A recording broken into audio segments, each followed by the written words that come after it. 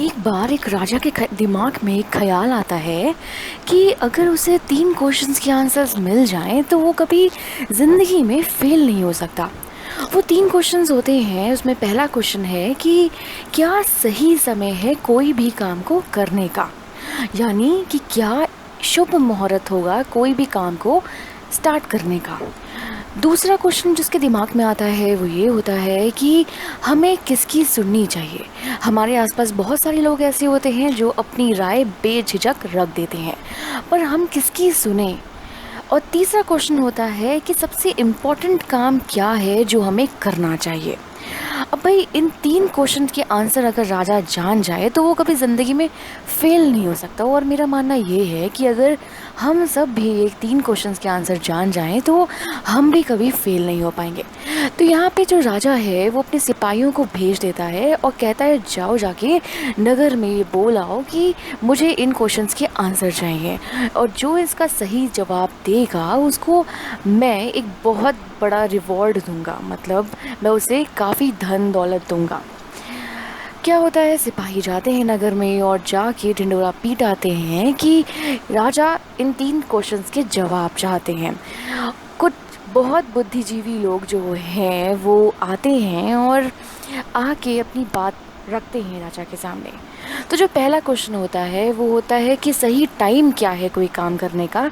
तो उस पर काफ़ी लोग अपने विचार रख के ये बोलते हैं कि राजा को टाइम टेबल बनाना चाहिए और उसके अकॉर्डिंग ही काम करना चाहिए।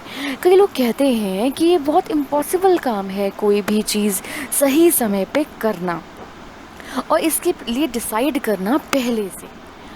फिर कई लोग कहते हैं कि किंग को सारे काम नोटिस करने चाहिए जो हो रहे हैं आसपास। कई लोग कहते हैं कि एक राजा को बहुत समझदार मिनिस्टर की ज़रूरत है, काउंसिल की ज़रूरत है। तो भाई इतने सारे आंसर्स मिलने के बाद कई इंसान ये भी कहते हैं कि ये तो बड़ा इम्पॉसिबल है कि एक ही इंसान सारे काम कर ले।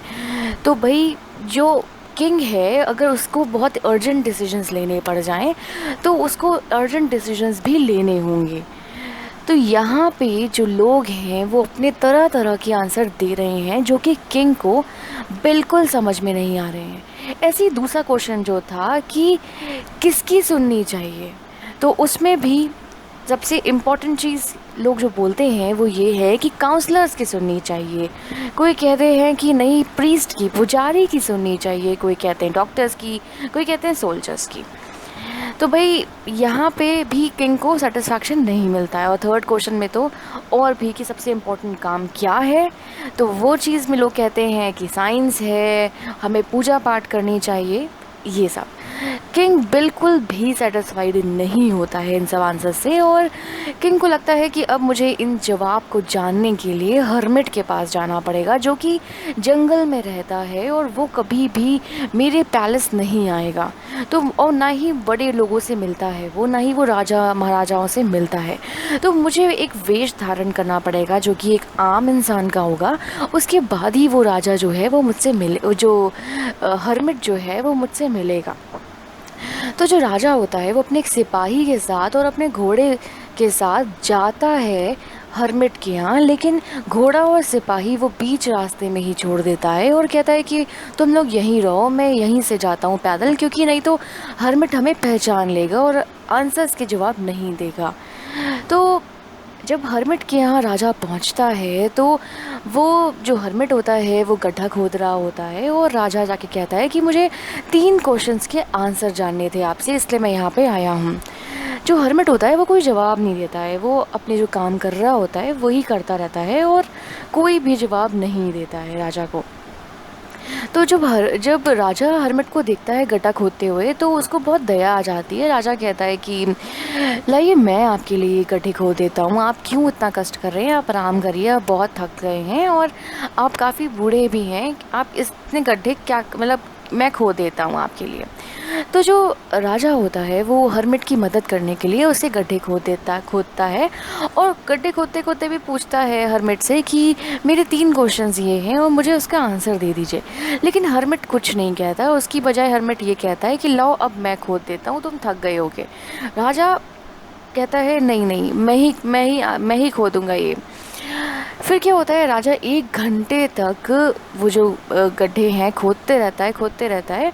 और उसके बाद क्या होता है, राजा को बहुत गुस्सा आ जाता है ऑल ऑफ अ सडन, और वो हर्मिट से कहता है, अगर तुम्हें मेरे सवालों का जवाब नहीं देना है तो तुम मुझे साफ साफ कह दो, मैं अपने घर वापस चला जाऊंगा, लेकिन कम से कम ऐसे तो मत रिएक्ट करो, कुछ तो बोलो।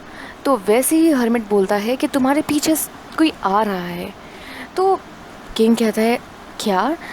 तो वैसे ही किंग जब पीछे मुड़ता है तो देखता है कि एक आदमी है जिसके पेट में ज़ख्म है, और वो अपने ज़ख्म को दबा के भागता हुआ उसकी तरफ आ रहा है। और किंग जो है वो सोचता है, अरे ये कौन है, क्या है? इसकी परवाह किए बिना उस जो किंग है वो उस आदमी की सेवा करता है और उसके जो घाव है उस पर मरहम पट्टी करता है। जैसे ही उस आदमी को होश आता है, मतलब तो वो पानी मांगता है कि मुझे थोड़ा सा पानी चाहिए। तो वो पानी पीने के बाद वो आदमी को आराम करने के लिए कहा जाता है और वो आदमी झोपड़ी में आराम करने लग जाता है। राजा भी बहुत थक गया होता है तो राजा भी आराम करने चला जाता है, मतलब आराम करने के लिए झोपड़ी में नीचे ही सो जाता है ज़मीन पर। जैसे ही उस आदमी की आँख खुलती है तो वो आदमी, जैसे ही राजा की आँख खुलती है तो वो जाता है निकलने के लिए बाहर, लेकिन तब तक वो आदमी उसके पास आ जाता है और कहता है कि मुझे माफ़ कर दीजिए। तो राजा कहता है कि तुम मुझसे क्यों माफ़ी मांग रहे हो, मैं तो तुमको जानता भी नहीं, क्या वजह क्या है तुम्हारी माफ़ी मांगने की? तो वो आदमी बोलता है कि आप मुझे नहीं जानते पर मैं आपको जानता हूँ, आप मेरे बहुत बड़े दुश्मन थे क्योंकि आपने मेरे भाई को मार डाला और उसकी प्रॉपर्टी भी सीज़ कर ली। पर अगर मैं जानता था कि आप हर्मिट के यहाँ जा रहे हो उससे मिलने, तो मैं झाड़ी में छुपा रहा, और जैसे ही मुझे पता लगा कि आप तो आ ही नहीं रहे हो लौट के वहाँ से, तो मैं झाड़ी से बाहर निकल गया। और जैसे ही मैं बाहर निकला आपके सिपाही ने मुझे देख लिया और वो मुझे जानता था तो उसने मुझे ज़ख्मी कर दिया और मैं उससे जान बचाते बचाते यहाँ भाग के आया। अगर आप नहीं होते तो मेरी जान कौन बचाता और मैं मर जाता। तो इसीलिए मैं आपसे माफ़ी मांगना चाहता हूँ और शुक्रिया भी कहना चाहता हूँ। तो राजा इस चीज़ को सुलह कर लेते हैं, वो कहते हैं कोई बात नहीं, तुम ये सब भूल जाओ, अब से हम लोग दुश्मन बिल्कुल नहीं हैं। तब उसके बाद राजा सोचता है कि अब मुझे अपने पैलेस निकलना चाहिए और वहाँ जाना चाहिए।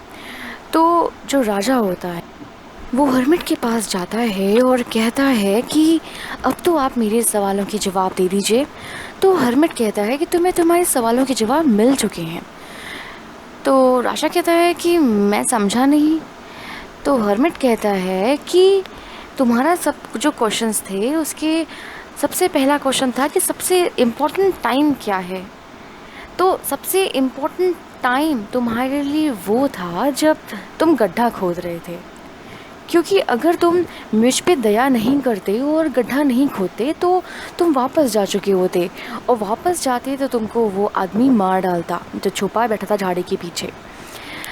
और सबसे इम्पोर्टेंट पर्सन उस टाइम पे मैं था तुम्हारे लिए, क्योंकि तुमने मेरे लिए दया दिखाई।